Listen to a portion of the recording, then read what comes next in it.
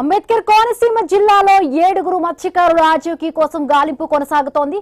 ఓడరేవుల నుండి ఈ నెల 3న ఎంబో 135 బోటులో సముద్రంలోకి వెళ్లిన 7 మత్స్యకారులు ఆగస్టు 5 తరువాత కుటుంబ సభ్యులకు ఎలాంటి సమాచారం ఇవ్వలేదు. దీంతో ఆందోళనకు గురైన కుటుంబ సభ్యులు పోలీసులను ఆశ్రయించడంతో అల్లవరం పిఎస్ లో మిస్సింగ్ కేసు నమోదైంది. మత్స్యకారుల ఆచూకీ కోసం కోస్ట్ గార్డ్, నేవీ, మెరైన్ పోలీసుల సమన్వయంతో గాలింపు చర్యలు కొనసాగుతూ ఉన్నాయి. కాకినాడ, విశాఖపట్నం సముద్ర పరిధిలో కోస్ట్ గార్డ్ నౌకలతో సహాయక చర్యలు చేపట్టారు. మరొక వైపు మత్స్యకారుల ఫోన్ కాల్ డేటా, ఇతర సాంకేతిక సమాచారాన్ని పోలీసులు విశ్లేషిస్తూ ఉన్నారు.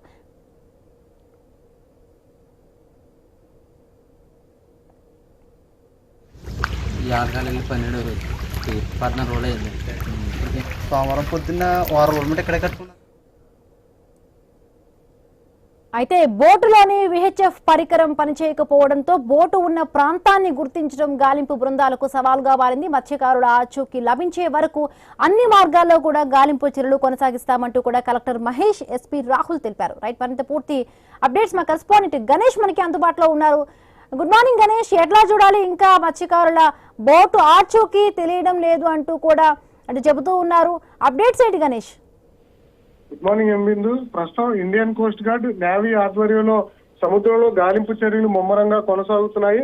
మత్స్యకారులు విశాఖ సముద్ర తీరానికి సుమారు 150 మైళ్ల దూరంలో ఉండవచ్చని చెప్పి అధికారులు అంచనా వేస్తూ ప్రత్యేక బోట్లతోనూ అదేవిధంగా హెలికాప్టర్ తోనూ గాలింపు చర్యలు అయితే చేపడుతున్నటువంటి సందర్భం కనిపిస్తుంది. మనం చూస్తున్న ఆగస్టు 3వ తేదీన వీళ్ళు వడలరేవు సముద్రం నుంచి చేపల వేటకు వెళ్ళడం జరిగింది.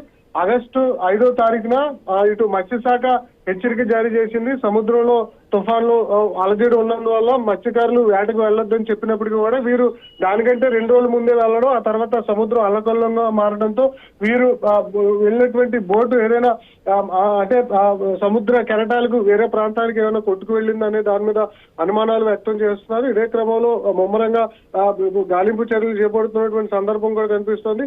కాకినాడ, విశాఖపట్నం సముద్ర తీర ప్రాంతంలో ఉన్నటువంటి స్థానిక మత్స్యకారుల సహాయం కూడా అధికారులు తీసుకుంటున్నారు.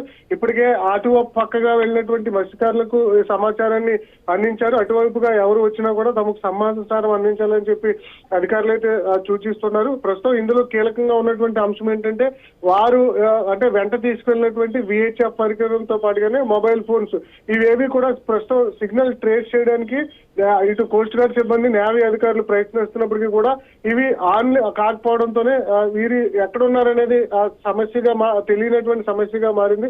సాధారణంగా చేపల వేటకు వెళ్ళేటువంటి బోట్లలో ఈ విహెచ్ఎఫ్ పరికరం అనేది చాలా కీలకంగా పనిచేస్తుంది.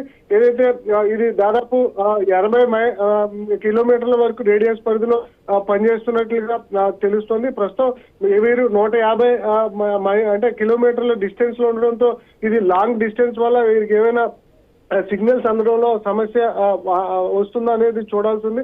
ప్రస్తుతానికైతే ముఖ్యమంత్రి చంద్రబాబు దీని మీద సమీక్ష నిర్వహించారు. జిల్లా కలెక్టర్ మహేష్ కుమార్ తో పాటు ఎస్పీ రాహుల్ ఎప్పటికప్పుడు కూడా ఇది ముమ్మరంగా గాలింపు చర్యలు చేపడతాం, ఎవరైతే మత్స్యకారులు 7 మత్స్యకారులు ఆచూకీ గల్లంతైందో వారిని తీసుకొచ్చేంత వరకు కూడా ఈ సహాయక చర్యలు కొనసాగుతాయని చెప్పి కుటుంబాలకు భరోసా ఇచ్చే ప్రయత్నం చేస్తున్నారు. మరోవైపు 7 కుటుంబాలు కూడా కొంత ఆందోళన మునిగిపోవడం జరిగింది. వాస్తవంగా ఆగస్టు 12వ తేదీని వీరు చేపల వేటకు వెళ్లి వెనక్కి తిరిగి రావాల్సింది. కానీ వాళ్ళ 19వ తారీఖు వచ్చినప్పటికీ కూడా వారు తెలియకపోవడం, వారు తీసుకువెళ్ళినటువంటి రేషన్ ఏదైతే ఉందో అది కేవలం ఒక 10-15 రోజులకు సరిపడా రేషన్ తో పాటు 1000 లీటర్ల డీజిల్ ఉండడంతో ఇప్పటికే వారికి వెంట తీసుకువెళ్ళినటువంటి ఆహారతో పాటుగానే డీజిల్ కూడా అయిపోయి ఉంటుంది. అందువల్ల కొంత ఇబ్బంది పరిస్థితులు సముద్రంలో వీరు ఎదుర్కొంటూ ఉండొచ్చు. లేదంటే వీరు ఇండియన్ బార్డర్ దాటి ఏదైనా డెహ్రాడూన్ ఇలా బంగ్లాదేశ్ బార్డర్ వైపు వెళ్తే వారు ఏమైనా అదుపులో తీసుకున్నారా, ఇంకా ఏదైనా ఒకవేళ తుఫాన్ల వల్ల అలజడుల వల్ల ఏదైనా బోటు ఇబ్బందికర పరిస్థితులు ఎదుర్కొంటుంది అనేది మాత్రం ఇంకా చూడాల్సింది. ప్రస్తుతానికైతే గాలింపు చర్యలు అయితే ఇండియన్ కోస్ట్ గార్డ్, నేవీ ఆధ్వర్యంలో కొనసాగుతున్నాయి. ఇవాళ రేపట్లో ఏదైనా కీలక సమాచారం వస్తుందని చూడాల్సింది. ప్రస్తుతానికైతే వీరి